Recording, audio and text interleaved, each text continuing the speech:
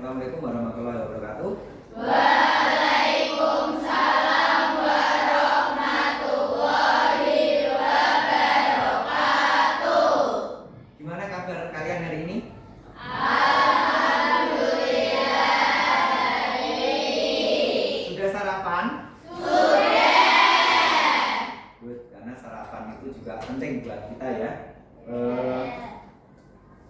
Kita awali kegiatan kita pagi hari ini dengan berdoa ya anak-anak. Silahkan nanti ketua kelas atau siapa yang mewakili bisa memimpin untuk berdoa bersama. Silahkan. Untuk mengawali pembelajaran pada pagi hari ini, berdoa mulai.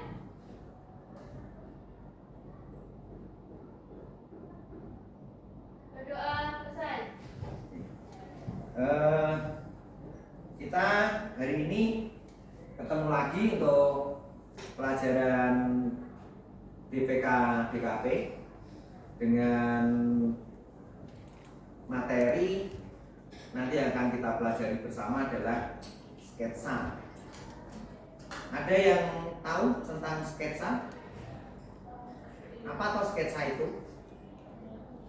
Tidak ya? Nah, nanti dengan kita mempelajari ini insya Allah dan saya harapkan kalian bisa paham dengan apa itu sketsa. Tetapi sebelum kita melangkah ke materi sketsa, kita nanti pelajarannya adalah menggunakan HP sebagai alat bantu. Kalian bawa HP semua ya? Silahkan diambil HP-nya, nanti digunakan untuk proses pembelajaran. Silakan, boleh diambil.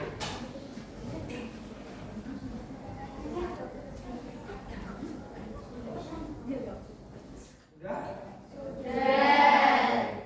Kalau sudah, kita awali kegiatan ini dengan presensi terlebih dahulu ya. Pak Heri pengen melihat kehadiran kalian di kelas ini, apakah hadir semua atau tidak.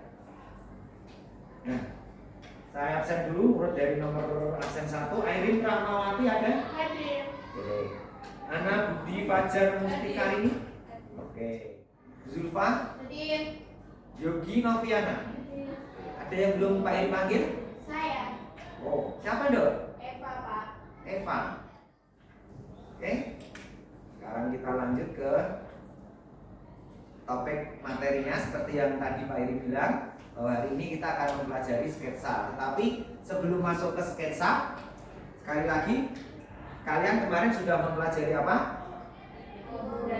Tipografi. Apa atau tipografi itu? Ada salah satu yang bisa mengingatkan, mungkin untuk mereview atau merefleksi materi yang sebelumnya. Tipografi itu apa? Masih ingat? Coba tunjuk jari, siapa? Saya. Oh iya, Mbak siapa tadi? Eva ya? Oke. Tipografi adalah seni dan atau teknik menata teks agar mudah dibaca, menarik secara visual dan efektif dalam mengkomunikasikan tulisan serta membangun citra merek. Oke, sip. Secara umum pengertiannya seperti itu tadi, tapi secara gampangnya saja ya kita biar lebih mudah ingat. Tipografi itu apa toh? Tipografi itu ilmu yang mempelajari tentang tata tulis atau tata letak tulisan. Biasanya ini banyak digunakan oleh desainer. Seperti kalian kan nanti ke depan berharap karena lulusan DKV pastinya ingin menjadi desainer kan? Entah desainer yang biasa saja atau mudah-mudahan besok menjadi desainer yang luar biasa. Seperti itu. Tipografi nanti akan kita gunakan untuk membuat sketsa. Nah, sekarang kita masuk ke materi aja. Kayaknya kok kurang semangat ya materi hari ini. Kalian saya lihat kok pada sudah sarapan, tetapi kurang bersemangat. Coba kita refresh bentar biar fokus kita kembali. Nanti kalau Pak Heri bilang cacing, kalian jawabnya pendek. Cacing pendek, ular panjang, gitu ya. Gajah besar, semut kecil. Masih ingat? Cacing pendek, ular panjang, gajah besar, semut kecil. Dan nanti di tengah-tengah Pak Iri akan mengatakan yang sebaliknya. Jadi misalkan Pak Iri bilang ular, kalian berarti jawabnya harus pendek. Dengan gerakan tangan ya, pendek. Cacing panjang, semut besar, gajah kecil. Tetapi nanti itu kalau ada kode sebaliknya, itu ya. Kita coba biar kita fokus semuanya. Ular panjang, gajah besar, semut kecil, cacing pendek. Sebaliknya, gajah kecil, ular pendek, cacing panjang, semut besar. Oke, semuanya nggak ada yang salah. Artinya kalian bisa kembali fokus ke materi kita pada pagi hari ini. Seperti ini ya. Nah, apa yang akan kita pelajari hari ini adalah tentang konsep dasar sketsa. Konsep dasar sketsa. Sketsa itu apa toh? Pengertian sketsa itu adalah gambar awal sederhana, rancangan ide dasar, latihan, penelitian, dan komposisi. Maksudnya kita membuat sketsa ini adalah langkah awal untuk membuat sesuatu yang nanti ke depan akan kita kerjakan. Misalkan poster, brosur, atau mungkin desain kemasan dan lain sebagainya. Di awal kita awali dengan membuat sketsa. Rancangan ide dasar gitu kan. Kemudian latihan ketelitian dan komposisi. Dengan membuat sketsa kita diharapkan lebih teliti. Jadi nanti pada waktu proses selanjutnya sudah tidak ada kesalahan yang elementer atau mendasar. Misalkan tadi tipografinya, kalian kan sudah belajar tipografi. Berarti nanti di tahap sketsa ini kita manfaatkan tipografi tersebut supaya nanti pada waktu desain yang sebetulnya dengan menggunakan aplikasi kita sudah tidak mengalami kesalahan lagi. Itu ya. Unsur-unsur sketsa atau unsur dasar sketsa yang pertama adalah garis. Ini jenisnya ada garis lengkung, garis lurus, tebal, tipis, dan lain sebagainya. Kita sudah pelajari di awal pertemuan dulu ya. Kemudian fungsi dari garis itu kontur, tekstur, dan struktur. Seperti itu.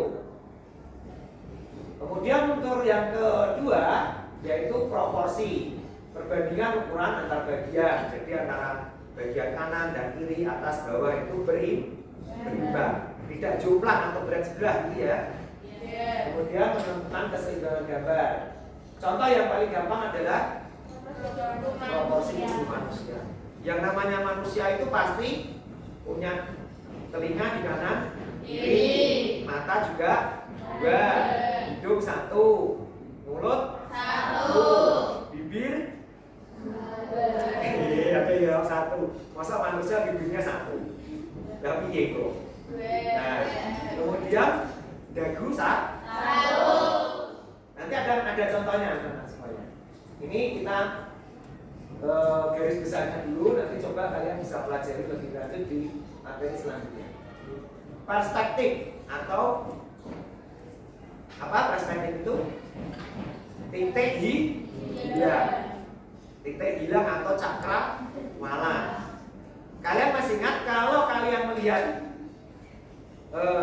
globe itu bentuknya apa? Bulat ya? Bulat. Nah itulah gambaran bahwa bumi itu bulat. Harus ada yang namanya sebutan cakra wala atau titik hilang. Contoh yang paling gampang adalah kalau kita di laut.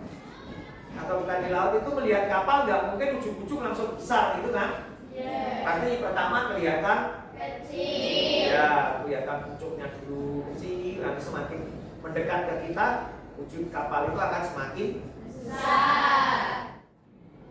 Ada beberapa jenis perspektif. Yang pertama ada satu titik lenyap atau satu titik hilang, kemudian ada dua titik hilang dan tiga titik hilang.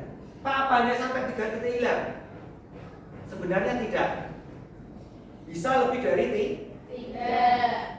prinsip membuat sketsa bisa dengan gambaran atau garis ringan. Garis ringan itu kalau misalkan kalian menggambar itu tipis-tipis dulu, jangan langsung tebal gitu ya. Jadi nanti pada waktu ada kesalahan kalian menghapus itu tidak mengotori medianya, tidak susah. Kemudian tentukan proporsi dan komposisi, gunakan garis bantu kalau memang diperlukan. Kalau tidak ya tidak masalah, ini tidak wajib. Pertegas bentuk setelah kalian rasa sudah sesuai. Seperti itu. Lanjut, manfaatnya belajar sketsa adalah melatih ketelitian, meningkatkan kreativitas, Oke. Kalau tidak salah, kalian ada mapel IPAS ya kemarin? Kalian membuat apa di IPAS tersebut? Membuat produk. Berarti ada project membuat produk ya. Nah, Pak Eri minta kalian nanti bergabung ke kelompok yang sudah dibentuk pada waktu pelajaran IPAS, karena nanti kita akan lanjutkan tugas dari project IPAS tadi menjadi project juga untuk DPK DKV. Jadi nanti akan saling tersambung, terhubung. Jadi nanti kalian tinggal melanjutkan. Paham ya? Paham. Silahkan nanti kalian langsung bergabung saja ke kelompoknya untuk nanti melaksanakan diskusi dalam rangka melaksanakan atau mengerjakan tugas project dari mapel DPK. Langsung bisa bergabung ke kelompok masing-masing. Silakan. Boleh, meja digabung boleh ya. Silakan. Supaya nanti mempermudah kalian dalam diskusi. Kemarin ada berapa kelompok? 6. Berarti nanti ada 6 kelompok yang ada di ruangan ini. Sekarang kalian sudah berkelompok, silakan nanti ini Pak Eri share di grup kelas ya materi ini. Nanti kalian bisa mempelajari materi aja terkait dengan konsep dasar sketsa, mulai dari pengertian. Kemudian di sini kalian perhatikan anak-anak semua, di materi yang saya share tadi sudah ada link video. Nanti kalau kalian pengen belajar melalui video ya, bisa dilewatkan ini linknya. Silakan, ada konsep dasar, ada garis, proporsi dan perspektif. Nanti silakan kalian pelajari. Nah, di sini yang perlu kalian perhatikan, anak-anak semua, contoh-contoh penggunaan garis. Tadi sudah disampaikan di awal tadi ya. Ada garis lengkung, ada garis lurus, ada garis putus-putus dan lain sebagainya. Di sini sudah ada contoh-contohnya. Nah ini putus-putus, ini lengkung. Garis lurusnya mana Pak? Dari sini, dari sini. Kemudian untuk yang proporsi, ini untuk menggambar wajah manusia. Dicontohkan Pak Eri di sini yang gambar manusia, wajah bukan manusianya, tapi hanya wajahnya. Nah ini yang disebut dengan garis bantu tadi ya. Nih tanda merah, garis merah ini adalah garis bantu. Ini yang nanti akan membantu kita dalam membuat sketsanya. Kemudian untuk perspektif, ini yang contoh untuk satu titik hilang seperti ini.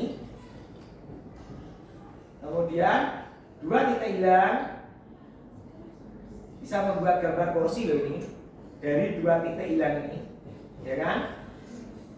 Dari pertemuan garis-garis yang ada di perspektif ini nanti kita tebalkan menjadi satu objek tertentu. Nah ini untuk yang 3 titik hilang. Ini isinya hampir sama dengan yang di PowerPoint tadi. Nah silahkan sekarang kalian diskusi terkait dengan sketsa tadi dan bisa kalian lihat dari materi YouTube ini untuk menjadi bahan referensi. Kemudian saya juga ada video, silahkan nanti bisa dilihat video saya. Nanti sudah saya siapkan, kalian lihat dan kalian cermati. Semuanya, pada video kali ini kita akan membahas materi tentang sketsa, dimulai dari pengertian sketsa, fungsi sketsa, tujuan sketsa, dan keteknikan dalam membuat sketsa. Baik, kita melangkah ke yang pertama, yaitu pengertian sketsa. Jadi sketsa ini sendiri memiliki pengertian suatu gambar atau lukisan yang masih kasar atau belum selesai untuk mengawali sebuah penggarapan karya seni lukis, arsitektur, animasi, dan yang lainnya. Kita bisa juga dikatakan suatu gambar pendahuluan atau perancangan yang kasar, ringan, dan sifatnya sementara saja. Jadi untuk sketsa itu sendiri adalah sebagai terkumpulnya ide-ide dalam menciptakan sebuah karya seni.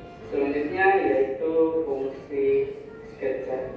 Jadi untuk fungsi sketsa ini sendiri terdapat 4 poin. Jadi untuk yang pertama, untuk fungsi sketsa yaitu sebagai gambaran awal untuk meminimalisir kesalahan dalam membuat gambar. Untuk yang kedua, sebagai gambaran awal tentang suatu tema yang akan dibuat. Untuk poin ketiga, membantu pengamatan seorang seniman dalam membuat karya. Selanjutnya, untuk yang terakhir, yaitu membantu meningkatkan kemampuan seniman dalam mengkoordinasikan hasil pengamatan dan keterampilan tangan. Baik, itulah 4 poin fungsi sketsa. Baik, kita masuk ke selanjutnya, yaitu tujuan sketsa. Untuk tujuan sketsa ini sendiri terbagi menjadi 3, yaitu untuk yang pertama, untuk merekam inspirasi atau sesuatu yang seniman lihat. Untuk yang kedua, untuk merekam dan membayangkan suatu gagasan yang akan digunakan. Untuk poin ketiga, untuk memberikan gambaran citra, gagasan, atau prinsip secara singkat. Jadi untuk yang tujuan sketsa sendiri yaitu ingin menangkap suatu ide-ide yang dilihat oleh seniman. Baik, kita akan melangkah ke yang terakhir, yaitu teknik dalam pembuatan sketsa. Untuk teknik pembuatan sketsa terbagi menjadi beberapa keteknikan dalam pembuatan karya seni yang sering digunakan oleh seniman. Jadi untuk yang pertama yaitu teknik arsir. Untuk contoh gambarnya teman-teman bisa lihat di layar. Untuk teknik arsir ini sendiri yaitu teknik membuat sketsa dengan membuat arsiran garis-garis murni saja, atau teknik ini bisa dibagikan menjadi beberapa bagian, yaitu arsir sejajar, arsir silang, atau kombinasi keduanya. Selanjutnya yaitu teknik buzzer. Untuk teknik buzzer ini sendiri, untuk gambarnya bisa juga teman-teman bisa lihat di layar untuk yang teknik buzzer. Untuk teknik buzzer dalam ciptanya menggunakan yaitu teknik arsir, namun garis-garisnya dibuat lebih halus dengan cara digosok sehingga terlihat gradasi warna yang halus. Selanjutnya yaitu teknik perspektif. Jadi untuk yang teknik perspektif ini sendiri yaitu teknik membuat sketsa dengan membuat gambar yang dapat mengkomunikasikan objek tertentu sebagaimana yang terlihat oleh mata melalui sudut pandang tertentu. Jadi untuk contoh gambarnya seperti ini. Selanjutnya yaitu teknik blok. Untuk teknik blok ini sendiri yaitu teknik membuat sketsa dengan cara menutup objek gambar dengan menggunakan satu warna sehingga hanya tampak bentuk umum global saja. Untuk contoh gambarnya teman-teman bisa lihat yang ini. Selanjutnya untuk teknik linear. Untuk teknik linear ini sendiri yaitu teknik membuat sketsa dengan garis sebagai unsur yang paling menentukan, baik itu garis halus maupun melengkung. Untuk contoh gambarnya teman-teman bisa lihat yang seperti ini. Selanjutnya yaitu teknik pointillis. Untuk teknik pointillis ini sendiri yaitu teknik membuat sketsa menggabungkan titik-titik menjadi suatu bentuk dan menghasilkan efek gelap-terang pada suatu objek. Untuk contoh gambarnya teman-teman bisa lihat yang ini yaitu teknik pointillis. Selanjutnya untuk yang terakhir yaitu teknik akuarel. Untuk teknik akuarel ini sendiri yaitu teknik membuat sketsa dengan menggunakan sapuan warna tipis cat air sehingga menghasilkan gambar transparan. Untuk contoh gambarnya teman-teman bisa lihat untuk gambar ini. Jadi untuk teknik akuarel adalah seperti ini. Jadi yaitu menggunakan sapuan warna tipis yang transparan. Baik, itulah tadi materi tentang pengertian sketsa, fungsi sketsa, tujuan sketsa, dan keteknikan dalam pembuatan sketsa. Semua sudah melihat ya? Sudah. Kalau masih nanti dirasa kurang dan kalian masih penasaran, kalian bisa lihat di link YouTube yang sudah Pak Heri cantumkan di dalam materi yang sudah di-share Pak Heri di grup kelas kalian. Ini, yang biru-biru ini ya. Silakan. Sekarang tugas kalian yaitu nanti berdiskusi terkait dengan sketsa dan teknik-tekniknya tadi.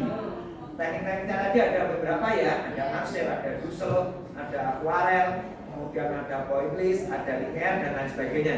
Nanti bisa kalian diskusikan dan nanti kalian akan Pak Heri beri tugas dari LKPD ini, kalian mengerjakan, kemudian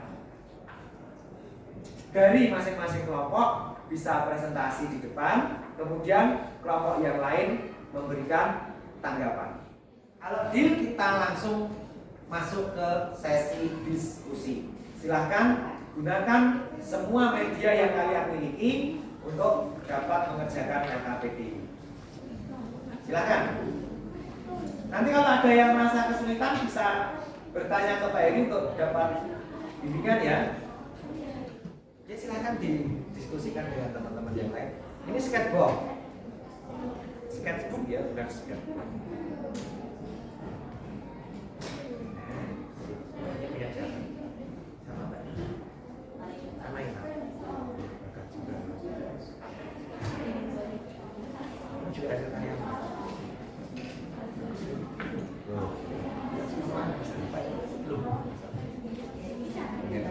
Wow, keren. Ini termasuk karya sketsa. Luar biasa.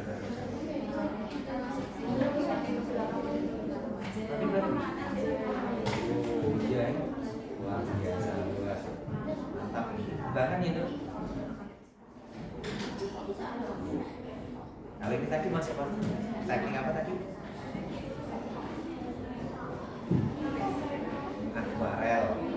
Aquarel itu teknik sketsa dengan menggunakan kata kuncinya adalah aqua itu air, jadi menggunakan cat pewarna air. Ya, silakan lanjut. Nah ini hasil gambar atau hasil tugas dari kelompok 4. Nah silakan kalian perhatikan, kira-kira ada nanti yang bisa diberikan tanggapan ke kelompok 4 dari kelompok 2 dan kelompok 3. Ini jelaskan, silakan salah satu garisnya apa? Nah, silakan Mbak. Fungsi masing-masing garis. Yang pertama ada garis lurus. Berfungsi memberikan tampilan yang bersih, teratur dan terstruktur. 2. Garis lengkung. Tunjukkan mana garis lengkungnya. Nah, Berfungsi menggambarkan bagian objek yang melengkung. 3. Garis zigzag. Memberikan tampilan dinamis dan energi pada karya seni, serta menciptakan pola yang menarik.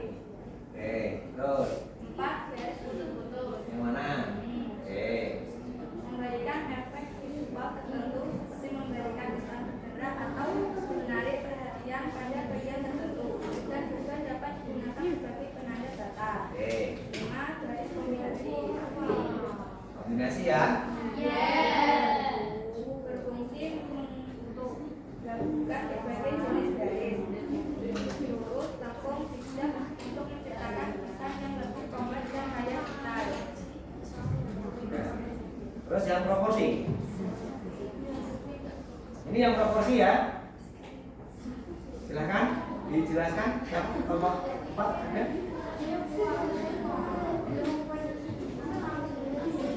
Ini hasil diskusi proporsi dari kelompok 4. Nah, ini sudah bagus, ada ukurannya juga, jadi kalian nanti bisa membandingkan. Nah, jadi ini adalah gambar yang kedua, yaitu proporsi. Proporsi itu kan gambarlah sketsa sederhana tubuh manusia dengan memperhatikan proporsi kepala, badan, tangan, dan kaki. Beri keterangan ukuran perbandingan bagian tubuh. bagian tubuh itu ada ukurannya 3,5. Kalau nggak salah itu ukuran 3,5 Ini cm. ada ukuran 3,5. Bisa? Saya perbesar ya. Yang ukurannya. Nih. Lihat ada? Kelihatan. Nah, lihat ada?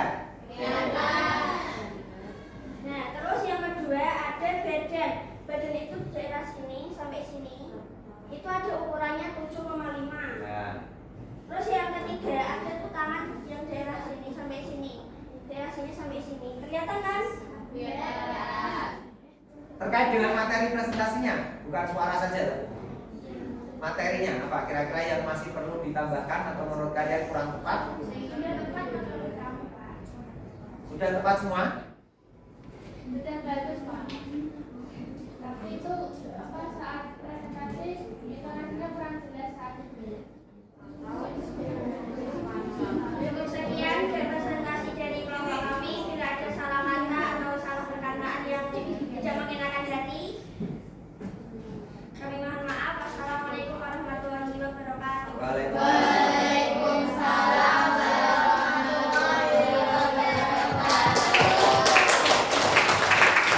Jadi tepuk tangan yang dulu. Kemudian kelompok 4 ya, 4 ya. Mungkin dari kelompok yang lain ada tanggapan terkait dengan dua presentasi dari kelompok 4 dan 5? Tidak ada? Ya, cukup ya? Oke. Nah, kalau sudah cukup, saya ingin mengajak kalian untuk mencoba merefleksi terkait dengan apa yang kita pelajari bersama pada hari ini tentang sketsa. Kira-kira apa yang kalian bisa dapatkan dari mempelajari sketsa ini? Refleksi saya adalah bisa menggambar, Oh, ya. Terus? bisa membuat sketsa dengan baik. Oh ya. Lagi? Apa lagi? Udah Pak itu. Ada kendala kah? Ada. Apa? Saat membuat kombinasi belum jadi sampai sekarang. Oh, ya. Mbak siapa tadi? Aulia. Mbak Aulia. Ya, tepuk tangan dong Mbak Aulia. Oke. Untuk menghilangkan kendala gambar kombinasinya itu sulit, Pak. Solusinya adalah berlatih dan berlatih. Kita bisa karena biasa. Dengan berlatih setiap hari itu otomatis nanti kita akan terbiasa. Pesan saya sebelum nanti kita masuk ke materi berikutnya, ada satu tugas lagi yang perlu kalian kerjakan nanti secara berkelompok. Ini berupa project ya. Waktunya 1 minggu. Berarti nanti kita ketemu minggu depan. Tugas project ini harus sudah selesai dan bisa kalian presentasikan di depan. Yaitu apa? Yaitu membuat sketsa poster.